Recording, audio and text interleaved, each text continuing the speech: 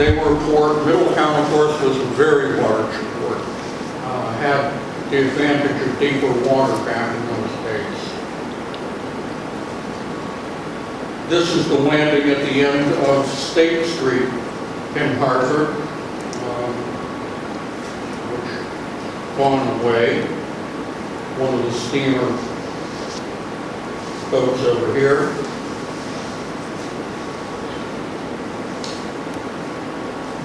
And there was the first of the Hartford bridges.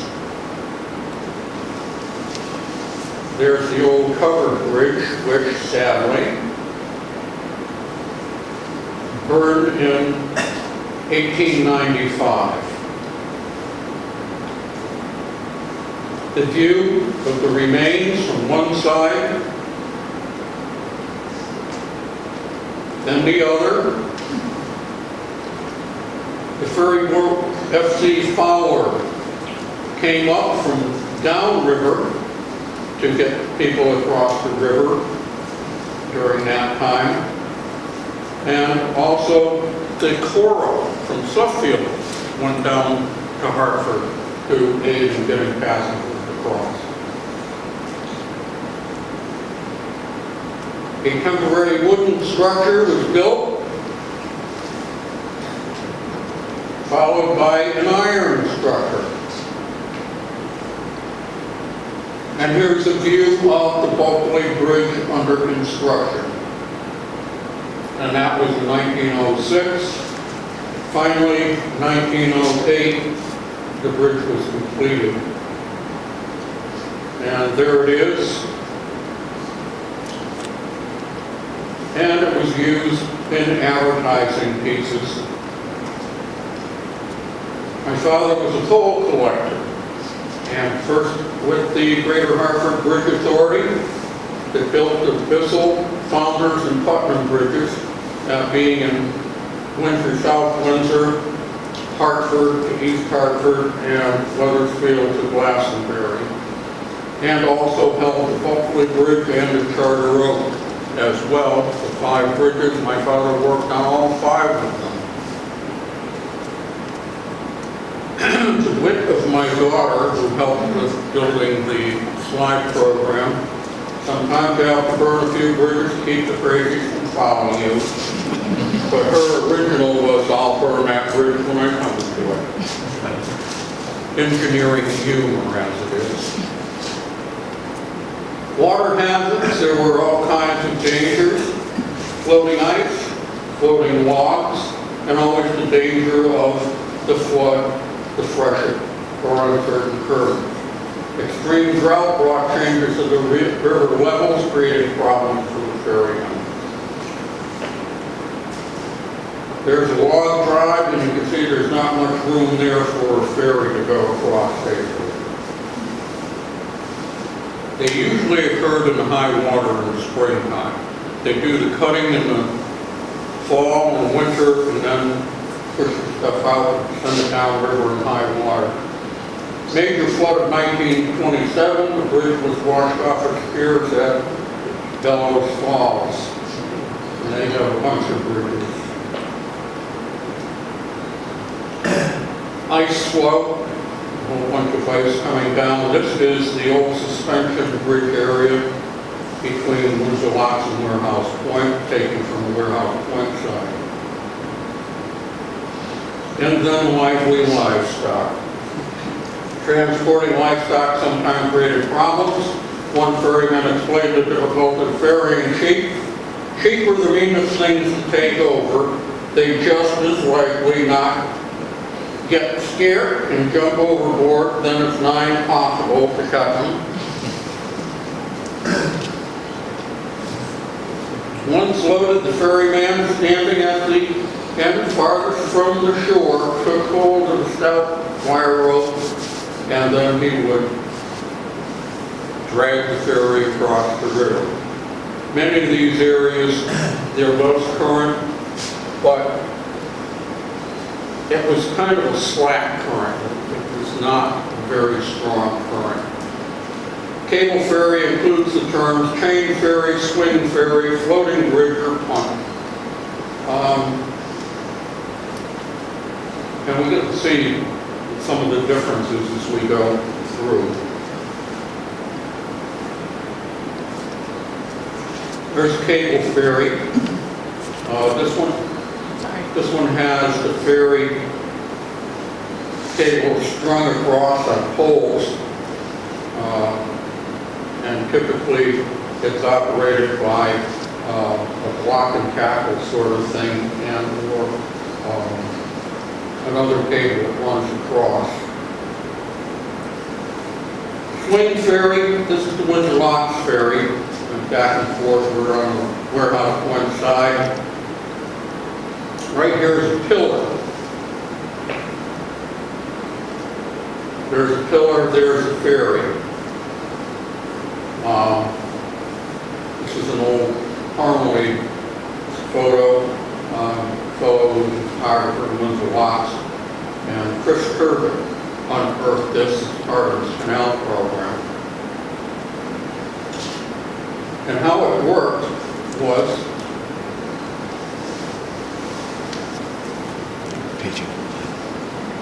there was a cable.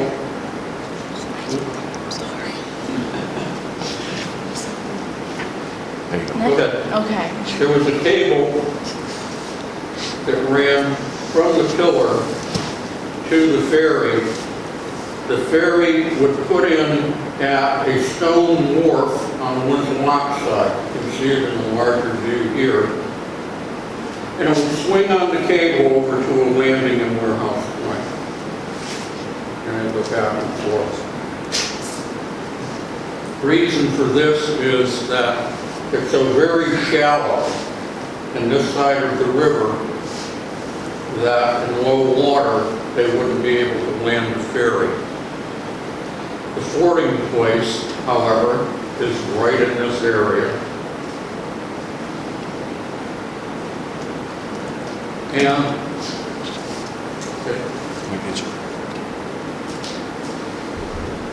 this talks about Windsor Locks entertaining its strangers by introducing them to the interesting little ferry which connects it with Warehouse Point. And this news item was when they had replaced the cable with a new cable. The ford was still necessary, and we're back to Hayden's writing. And they still used the ford in the summertime because there was not enough water to reliably operate the ferry boat. He goes on to describe a crossing, and if you missed staying on the path, you got into some deep water. Problem with that. Here's an old map showing that stone wharf. Here's Church Street, which was called Prospect Street at one time. And this was State Street. And between State Street and Church Street, there's the metal hot mill over here. And the stone wharf ran up riverways and across. The pier was up by the old Person Brooks factory. It's been an adventure to go out in the summertime and look for some remnants of that. What town is this? Pardon? What town is that? Because you mentioned State Street. What's Windsor Locks. There's a State Street in Windsor Locks? There was a State Street in Windsor Locks. It was north of where the library is now. Okay. And Prospect Street became Church Street, and they moved Church Street around a little bit. As you cross the bridge, State Street was just a little dead-end thing.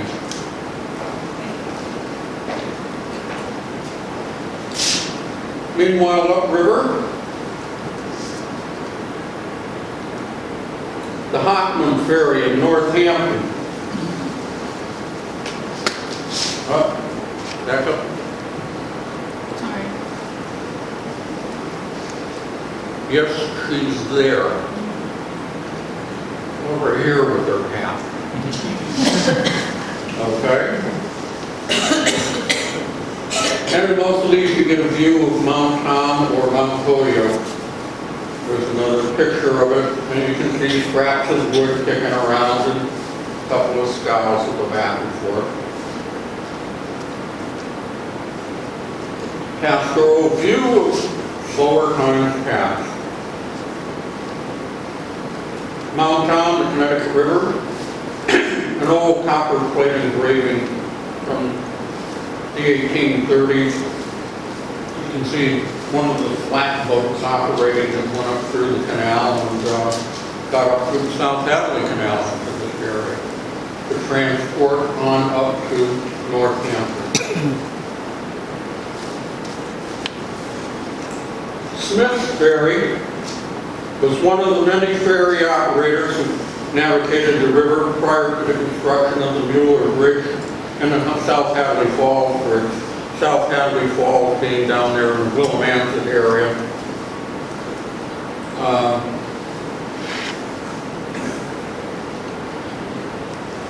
Another view. Mount Holyoke up in the far distance. A map of Northampton and East Hampton. There were changing times here where this was part of Northampton. Later, Holyoke bought this part. The line is up here somewhere. There's a projection of East Hampton and Mount Tom. Post office is down in here also. This red area had the ferry that ran. And that was above the Holyoke Dam. There's the Holyoke Dam in 1847, which didn't last very long. It was made out of wood. The cribs failed and washed out.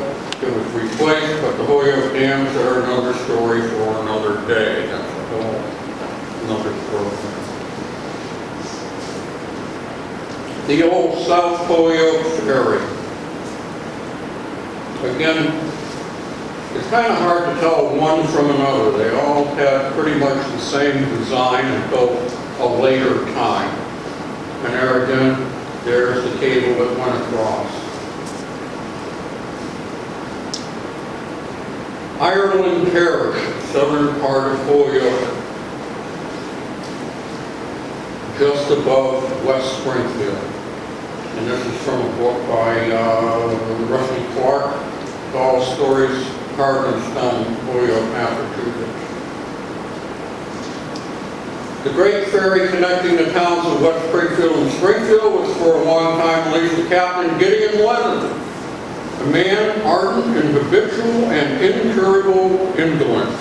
I had to look it up. Laziness. He did not tend the ferry himself, but underlet it to Hezekiah Warner and Seth Leonard, who in succession occupied the old log cabin which stood on the bank of the river.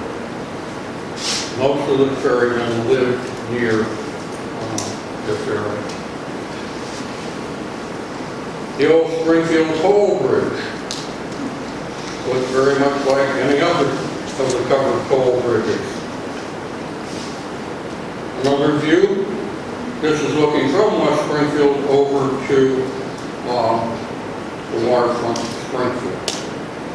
How do you know, go back to that page. How do you know which is upstream and which is downstream? The slope is on the front of the pier.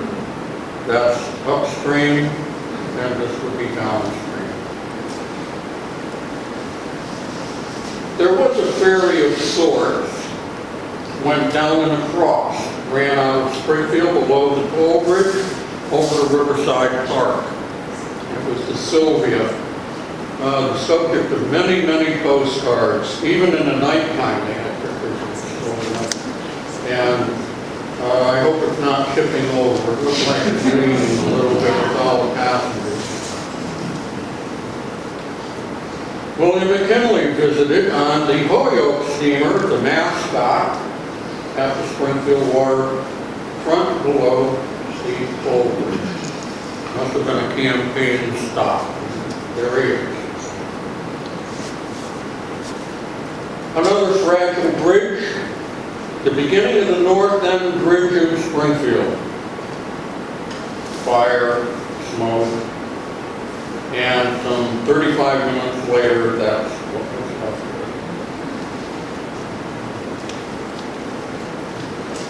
it. The Agawam Ferry operated from 1869 to 1879. Now we're down into Connecticut, Enfield, Suffield, which we travel down river to the Sound. And again, I put a note to remember the Connecticut River Museum. Lovejoy Ferry crossed from Suffield over to Thompsonville.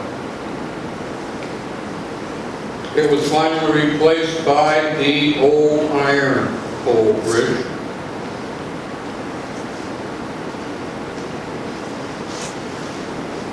This is the request of Ephraim Pease in 1868 and 72, proceedings of the legislature, and they prayed that they would have the ferry moved down to the north side of Freshwater Brook, some 80 rods from where it was, and also that Isaac Kibbe of Enfield would be the suitable person to keep the ferry. And it was so done. And Kibbe built the ferry boat and had a convenient wharf at the landing place. Coming down Enfield, we've got Lovejoy's Ferry up here in Thompsonville. The old Enfield toll bridge, covered wooden bridge here. Here, not shown, but in this area was King's Ferry, which ran across in the area above King's Island, or Terry's Island, as it's sometimes called. On down to the Warehouse Point Railroad Bridge. There's King's Ferry, operated by P.O. King. In the wintertime, they couldn't operate the ferry, but they would cut out a block of ice, make a notch in the ice toward shore, move it down in the open part of the water, and plug it in to make an ice bridge, to be able to cross over the river completely, and they also did that to the island so that they would be able to go out there and cut wood and haul it back on the ice bridge with wagons. There's the old ferry from Thompsonville to Suffield, and of course this is a later one that is steam powered, and it was named the Cora. This area of Kings Island, between the canal bank over on the Suffield side and the lower part of the island, has indicated that Clint Terry operated the ferry back and forth for his family and visitors.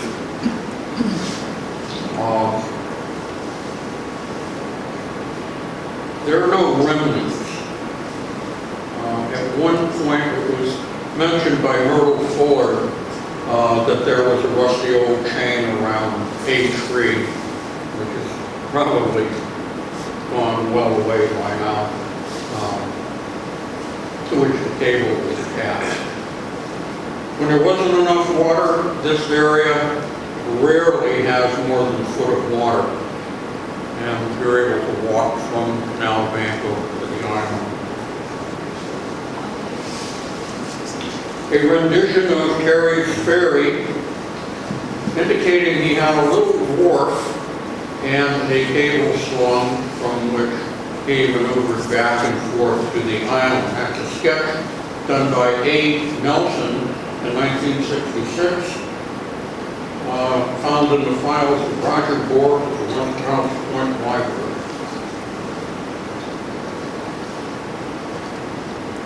More legislation. This one provided for the construction of the first toll bridge, 1793, here in Enfield. Some familiar names: Zach Granger, Timothy Phillips, Isaac Pomeroy, Apollos Pitcock, and Elijah Granger. And it describes what they wanted to do about building the bridge. And there is the old bridge before and after. There, it was destroyed by a flood in 1895. Originally built in 1832 from the proceeds of a lottery. It connected Bridge Lane on the Enfield side over to the west side of the river where Bridge Street met. And there's a picture of it. This is over where you come down Bridge Lane, and here's Parsons Road. I assume that to be the bridge toll taker. It wasn't indicated as to who that was. There's probably his wife standing there in the doorway to the house. Okay. Could have been Hosea Keith. He was the agent for the railroad at the Bridge Lane station, which was named at the entrance to the bridge.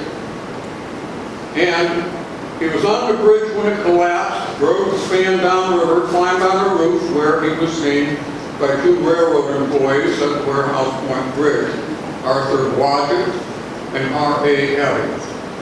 They lowered a rope from the railroad bridge as he passed below and arrested him. Bill, this is Mr. Abbey's great-granddaughter. Right. And my grandfather wrote a memoir of his father, Robert Alexander Abbey, and he talks about that. Hosea Keach. Awesome. It's family lore, absolutely. Thank you. No. Well, Southern New England Telephone blocked the old bridge and blew it up, and they used the remaining piers to make a crossing for the telephone cables from Suffield over to Enfield. Now, if you go down Bridge Lane, over the tracks, and look straight out, you can usually see the remnants of the foundations of those piers, and you know there have some trees and such growing on them.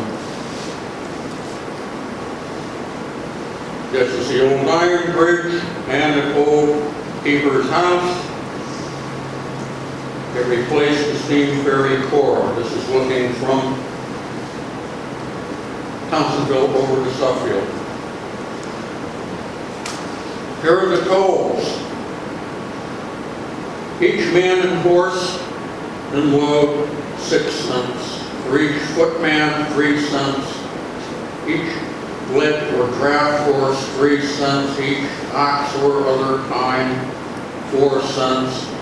And then we get to those pesky sheep and goats at, I believe that's 1/2 cent. There's a couple of things, there's a 1/4 cent somewhere and a 1/2 cent. Some of those coins kind of went away.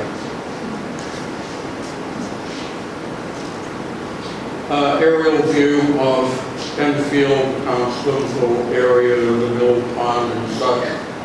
Freshwater brook coming out, the ferry used to land right here, and this is the old iron bridge.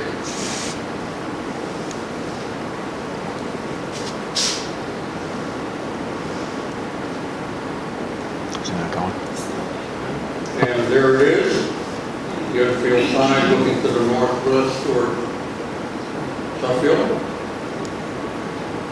And vice versa, looking from Suffield northeast over toward Hampton, toward Big Low. No date on this. I revisited the original copy of this, copy of the original paper. I don't know when it was. Two towns hoped to bridge the line, wanting to put where the old iron bridge was, the remaining piers, to build a footbridge across. I know up in West Springfield, across the Chicopee, they left an old bridge and planked it over. It wasn't suitable for the weight of automobiles anymore, but pedestrian traffic. So they use it as a bicycle path and of course, footpath. Downriver some more, passing the railroad bridge, the fording place at Untitled Ferry, suspension pole bridge, old iron bridge, and Route 140 bridge. The railroad bridge, then and now. There's one older picture of this yet with the steam train going across. The old one, the new one, back. Sorry. Here we go. And I just want to mention, again, another story, project in the works called A Tale of Three Bridges. 3 railroad bridges, 3 regular crossing bridges in Windsor locks, and well, the Dexter Coffin Bridge has only been upgraded one time, and it'll probably be around for a while as is. So 2 out of 3 for it. Leicester has a great amount of history with the old-time railroad bridge, as his father was involved. We had the old ferry, which seen before, but alas, this does not bode well for that ferry. And here is the old metal cotton building, and Anchor Paper Mill would have been over in that area. And they are building the suspension bridge. Oops. That photo actually came out of Suffield. Lester's group discovered and said, no, that belongs in Windsor Locks. And I copied it and said, no, it also belongs over in East Windsor, and gave a copy to the East Windsor group. Here's a stock certificate for the Windsor Locks and Warehouse Point Bridge and Ferry Company, a ticket for crossing the bridge, and of course the suspension bridge. You can see over in this area, it's low water, and there's not much of it in that area. It was 1,100 feet from one side to the other, that suspension bridge. And it was replaced by the iron bridge. Still operating when they built the other bridge, and then it was demolished. And there's the old iron bridge, the Warehouse Point side. There's the Montgomery building, which is now being refurbished. I don't know how many have traveled through the area, but nighttime the lights are on in the place. They're moving right along. They've also prepared, done all the groundwork for the new picnic area at the end of the canal trail. So that's been greatly upgraded. And another one, the toll suspension bridge. A portion of the Connecticut Main Highway that we are taxed to use, the direct route from New York to Boston. Is this right for the year 1907? Herbert R. Coffin, representative from Windsor Locks. Coffin and the Dexters, the Dexter Corporation. And thus, lo and behold, July 18, 1908, the taxes, the tolls have been removed from all of the Connecticut toll bridges. Thought to be the anchor stone of the Windsor Locks Ferry, it is at the Windsor Locks Historical Society. You can see the ring that is mounted with lead hammered in around the ring. Maybe. However, I think it's more likely a mooring anchor for the many sloops serving to haul freight to Warehouse Point, which may have had to moor overnight before unloading the next morning. You gotta love that about history, of all kinds of opinions. Skipping downriver once more, we skip past Windsor and Hartford, which we looked at earlier, and arrive at Wethersfield and Glastonbury. East Berry, originally Glastonbury, Ian Berry, and Ian Berry also, until it finally became Glastonbury, O-N-B-U-R-Y. The odd thing that you find is in research stuff. Here's an old map, and it shows Pratt's Ferry. Pratt's Ferry ran from Wethersfield to Glastonbury. Here's the Ian version. Previous information gets into what the dates were for the various spelling. And a number of other odd bits and pieces. At any rate, down around the bend, and there's a big bend in that area, we get into what is now not Pratt's Ferry, but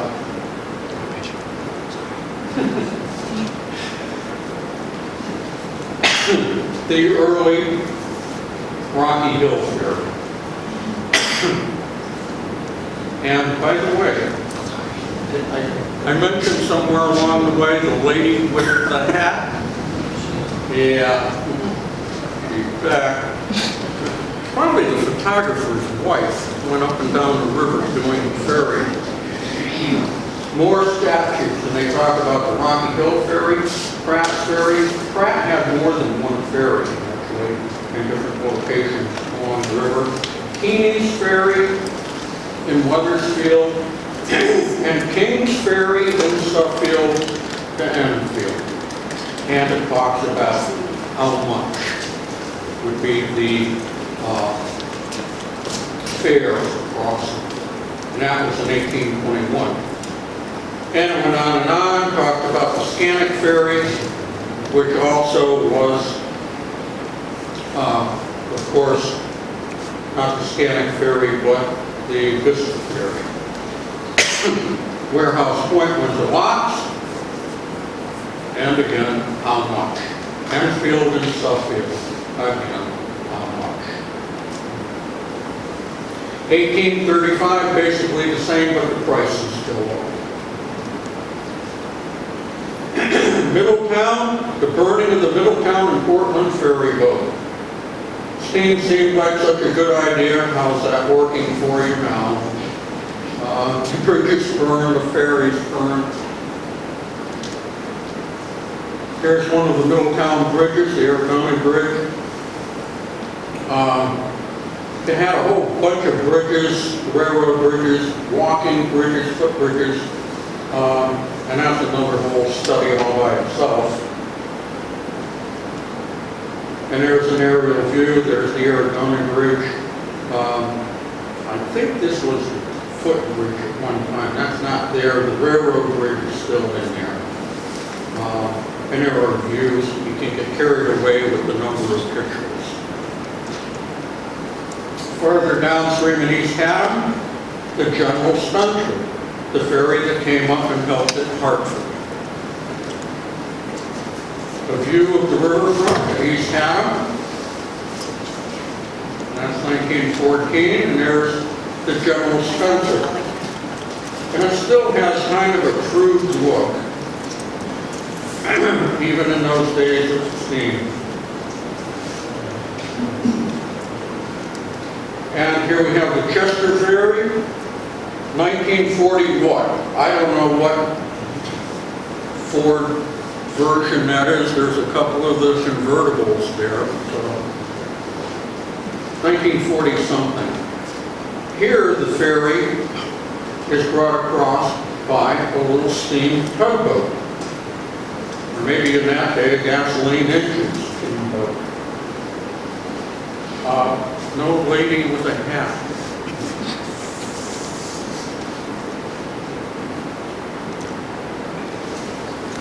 How fashions have changed, ladies without hats. I was going to warn you that this would have partial nudity. The ladies don't have a hat. And here's the Chester Ferry, which is still operating. And of course, more modern means of getting on and off the ferry. The steel platform rises and falls to the deck of the ferry boat.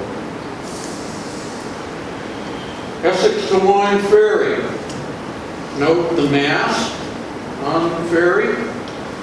Also this device, which could be pulled up in shallower water or let down.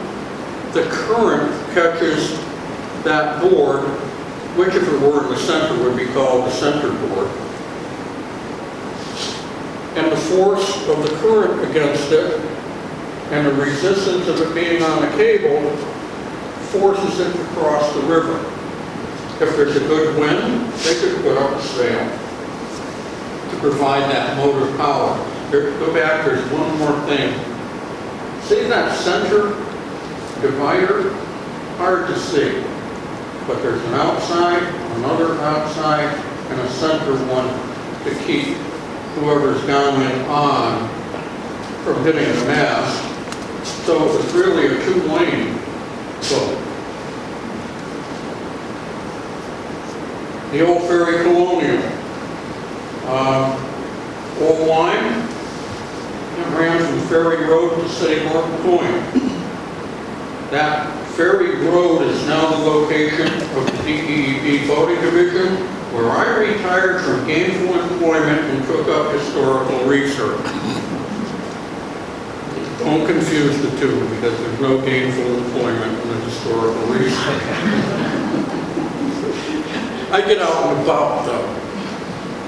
And here are a few for fun. Model T being pushed by some kind of a motorboat. Looks more like a floating dock than a ferry. And here we have Company B of, I think it's 6th Infantry, something or other barracks. Anyway, in Rumford, Maine. Tongue in cheek, I guess it's the Maine Navy. Okay, don't do this. Into a gunboat. There are a couple of cannons on the front of this thing for the Pamunkey River War and Conflict. I'll leave it up for a minute if you want to make notes, or you can look it up. I don't know what it is. Then, of course, it looks like this car is ready to go off the deep end over there, but you can see another landing on the far side. The end. No more hat tricks. Thank you all for coming. I greatly enjoyed your indulgence.